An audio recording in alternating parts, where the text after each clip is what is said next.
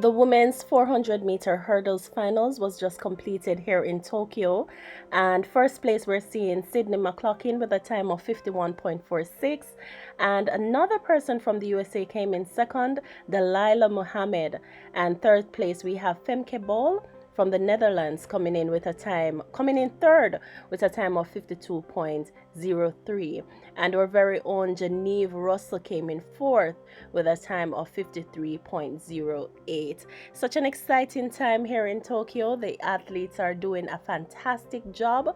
So proud of them, especially the women who are having some historic moments. So congratulations to all of our athletes. Again, Sydney McLaughlin coming in first, Dalilah coming in second, and Femke coming in third, and our very own Jamaican Jenieve coming in fourth. Congratulations to them all.